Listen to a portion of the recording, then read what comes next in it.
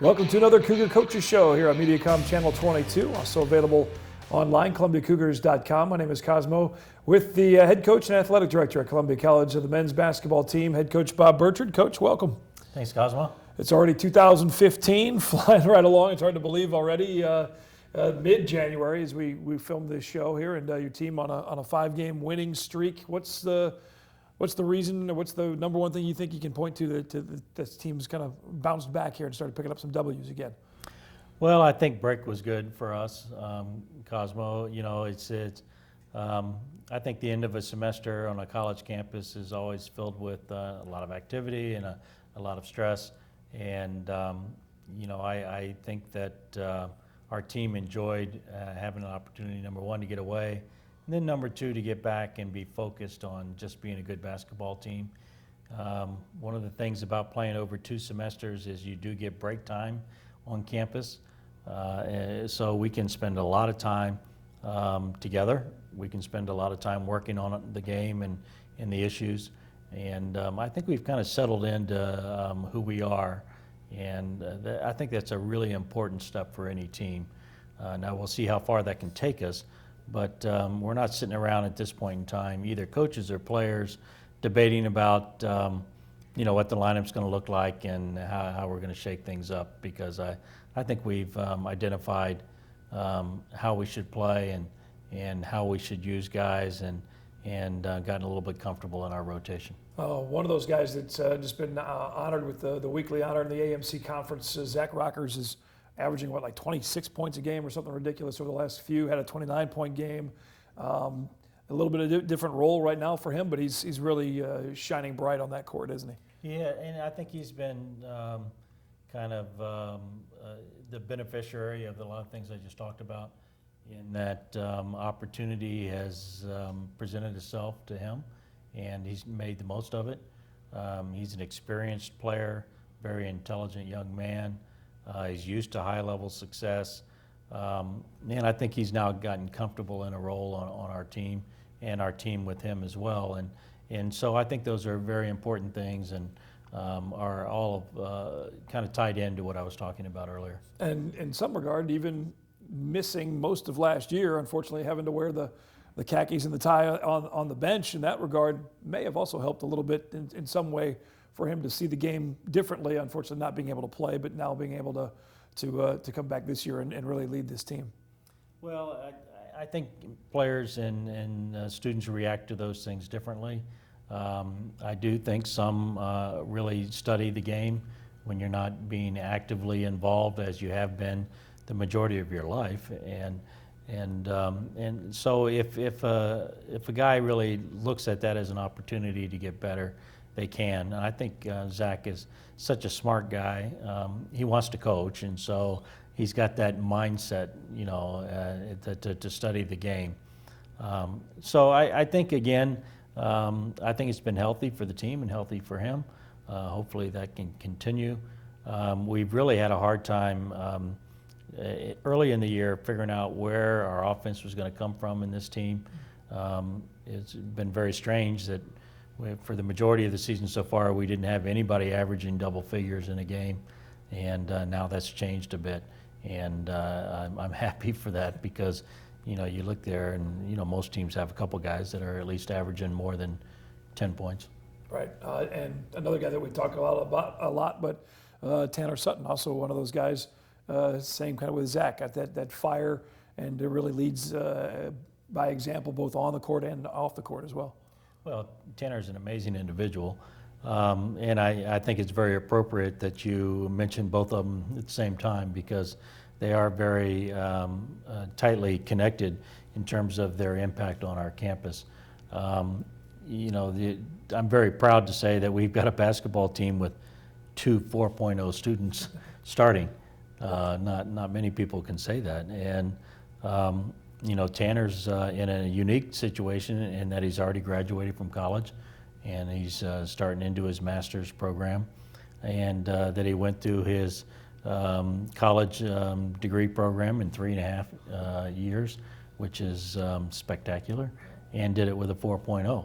and I think that and can play, and so we're very fortunate to have high character young men who are intelligent like that on our team. As we move into the new year, conference play continues. Still several teams, obviously, that you haven't faced yet, but you'll play them again. Where do you evaluate the team at this point? You had the 3-game losing streak, but on the other side of that, you've had the wins, currently the 5-game streak, back into the top 20 as far as the rankings are concerned. Where do you put the progress of where the team is standing today, getting ready for William Woods and a couple other conference games coming up? Well, we are reaching the halfway point, so you do ask those questions, Cosmo, as a coach. I think we're better than we've been. I think we're going to get better when we can clear some injury hurdles, particularly getting Malik Ray back involved. I think we're more comfortable in who we are than we have been at any point in the season. And I think we have an identity in terms of how we want to play the game. Now the task is at what level can you do all of that? But that is a big hurdle, Cosmo, for any team or any group, is when you start to get roles defined and then people get comfortable in those roles, then it really frees them up to start performing at a really high level. And we spent a lot of time trying to figure that out. We spent a lot of time trying to identify what our guys' roles were going to be on this team. So it's nice to be in this position. Now we just got to get better in the position that we're in. A couple of the new guys, new faces, Nick Reynolds and John Meyer, have been impressive. And Meyer, I think, plays even bigger than he actually is sometimes. And other times you see him and he almost plays as a smaller kind of player, as big as he is. But two guys that has really stood out on the court for Columbia College, I think, this season so far. Made immediate impacts, both of them, Cosmo. And I think you described John very well. He is extremely active for a 6'9" player. He's not a stand-in-one-place type guy. He moves very quickly, very agile. He impacts the game with his length. And so those are all ways that he's really changed our team, and that he's just extremely active. And it's very unusual for big 6'9" guys like him. The flip side of that, he's not really a dominant, he's stand in the low post guy and play out of that position. And it's taken us a while to learn how to utilize his strengths. And Nick Reynolds is really come on strong. I think when we talk about Tanner and Zach, I think in a year or two we're going to be talking very similarly about Jackson Dubinsky and Nick. They play off each other extremely well. They're both very aggressive. They're both very intelligent. I think Nick is proven himself to be an attacking player, an offensive-minded player. He's not bashful, and for a young guy, I think that's unique. And he's taken big shots and made big shots for us already and early in his career.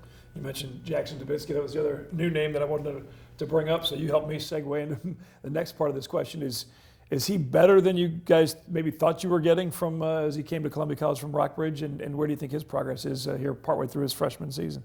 Well, Coach Brock, my assistant, and I were talking about him the other day, and Coach Brock's comments were he has never disappointed us. And that's very unusual for a new player. He is an extremely determined young man. He's got a nice skill set. He's getting bigger as time goes. And, he's at a position for a freshman that is really challenging, meaning the point guard. And I think he's at a spot now that you would normally see sophomore and junior players, just in terms of understanding what's going on out on the court. So we have a great deal of confidence in Jackson, and it shows in his playing time. The game's coming up. William Woods next, or in Fulton at their place. Again, another team that's battled you guys hard over the years, and there's a great rivalry between, no matter what the sport is, whether it's on the softball field or cross country between William Woods and Columbia College. Always fun to get these two communities together, and this time it'll be over at their place at Anderson. Talk about what to expect with William Woods. Well, it's a 20-minute drive, and so proximity tends to lead itself to rivalry. Obviously, the players know each other, and students from both campuses know each other. I think William Woods has evolved as well. Where they played in our Coaches versus Cancer tip-off tournament, and we got to see them play twice. And watching their progress in their film, it doesn't even look like the same team. And so I think their record is deceiving for the level of team they are now. We know they're going to be enthused about the game, and it'll be a tough conference road game like it should be. And the next home game, the 22nd, obviously a home game is always fun environment at Southwell Complex. If you haven't been out to a game, come out, check it out. More info on game times and the schedules for the teams at ColumbiaCougars.com. But a special event with the Suits and Sneakers and the Coaches versus Cancer event that all kind of got started right here in Columbia, Missouri with Norm Stewart. It did. And, the interesting thing is our conference has really been a leader in the NAI and the Suits and Sneakers benefit for Coaches versus Cancer. We've been working at this for years.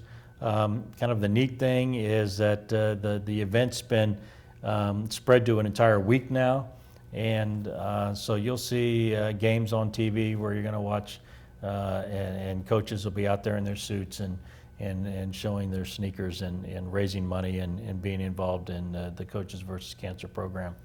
I think the timing is just great in that you're right in the middle of conference season, and everybody's conference play's heating up.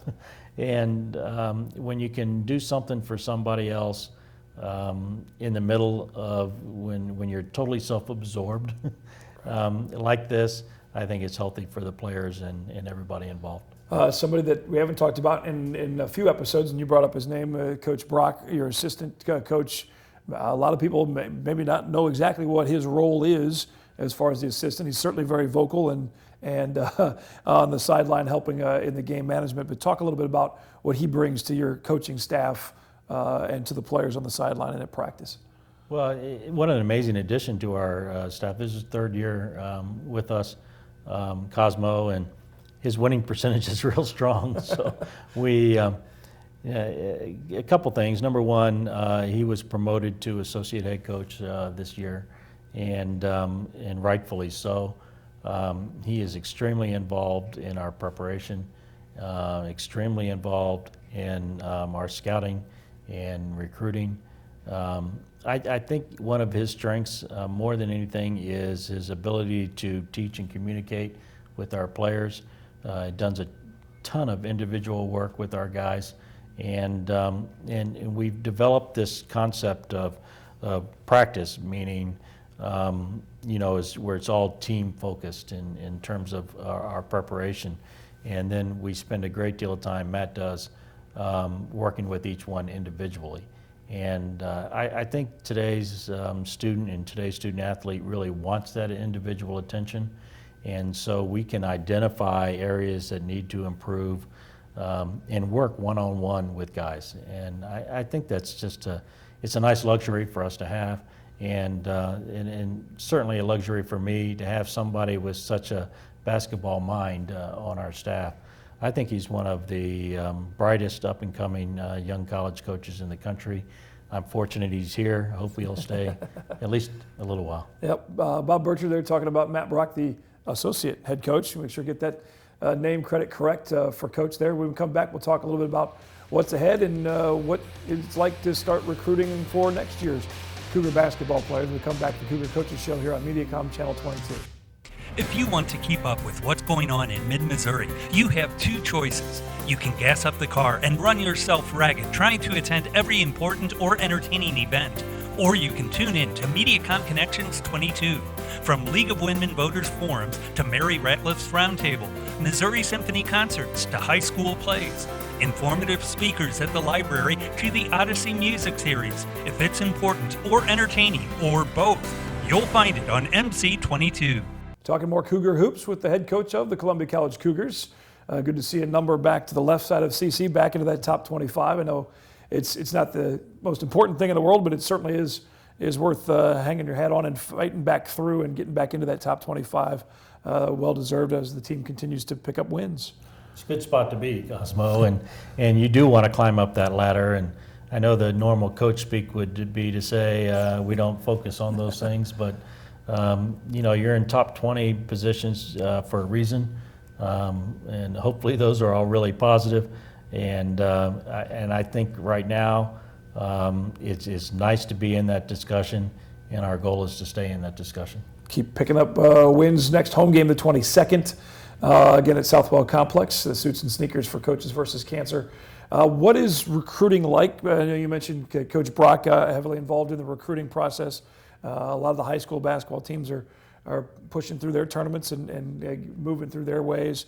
How often do you guys recruit? Is there restrictions on how many games and things you can recruit at through the NAI? Or take us a little bit behind the curtain, if you will, to start preparing for next year's Columbia College basketball players?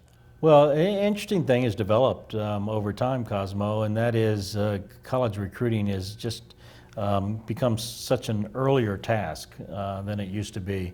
And it certainly is at the Division I levels. You're talking about sophomores and juniors making early commits, and which is a really early time period when you're talking about the development of young people. You're talking about 16-year-olds, 17-year-olds, and trying to forecast, what they're going to be like in 2 and 3 years. We're not quite that early at our level yet. Coach Brock does a lot of summer work and watches guys play and start building our lists by watching their AAU programs. We take that information and we start following up once they get to play. We've already had several visits on campus this fall. We are out, Coach Brock primarily, but we're out a couple times each week and identifying those guys that we are following up on. And then you always get tips, in terms of coaches that know you and have seen guys and start identifying those. We're very fortunate that we have Steve Burke in our program. He is a big part of the recruiting process for us. Steve has worked for us for many years, and he really acts as a coordinator in that way. He's freed up. Steve's been retired for quite some time, and so he's free to go out and watch a lot of games, particularly on the eastern part of the state, St. Louis and in Illinois, and that truly helps us because he's not bound by having to be on campus and do the stuff that we have to do while we're here. So between Steve and Matt and a little bit of follow-up on my part, then I think we can get an efficient job done when we recruit. And technology obviously is completely different too, with all the different highlight packages that are available and ways that kids can make themselves known to you and other coaches. We probably get about 30 emails a day from prospects from all over the world, Cosmo.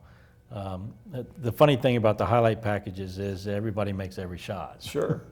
And so it's a little hard to evaluate, and I always laugh because somebody will send me one and say, "Look at this kid, and he makes every single shot." Yeah. And so, but it's a really big world out there when it comes to recruiting, Cosmo.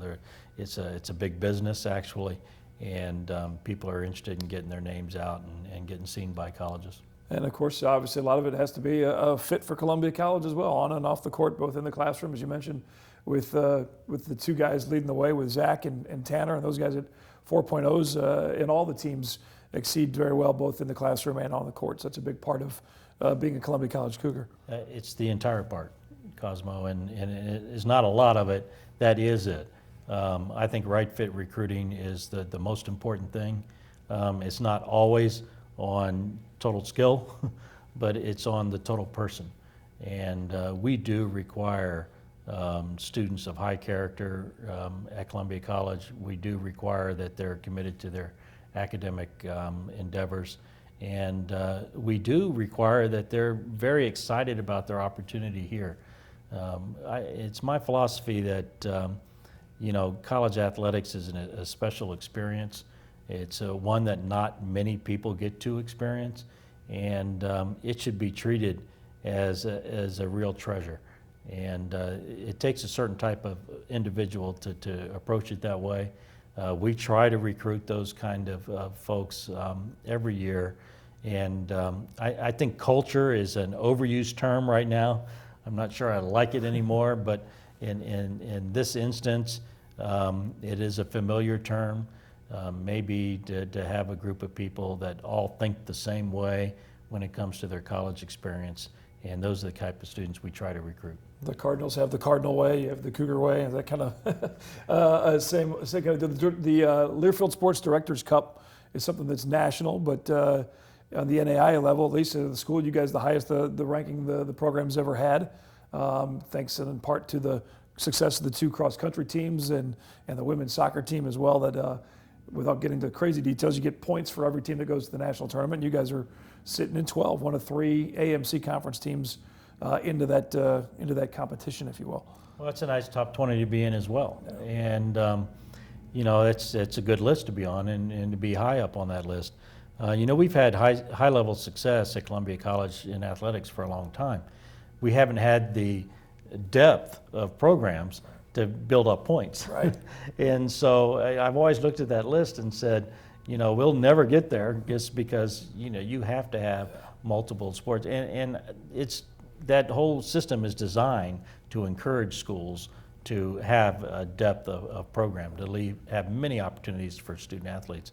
We're going to have more in the upcoming years, and hopefully that'll help us to keep rising up on that list. Well, the team back on a nice winning clip again, 5 wins in a row, number 20 in the top 25, couple road games, and then at home here on the 22nd for the Suits and Sneakers Coaches versus Cancer. Coach Bob Burchard, thank you for your time, and congrats and good luck getting some more wins here. Thank you. All right, Bob Burchard, Cougar basketball coach. Again, the full schedule of both the men and the women's games conference play down the stretch we go here. Check it out on ColumbiaCougars.com, and thanks for watching here on MediaCom Channel 22.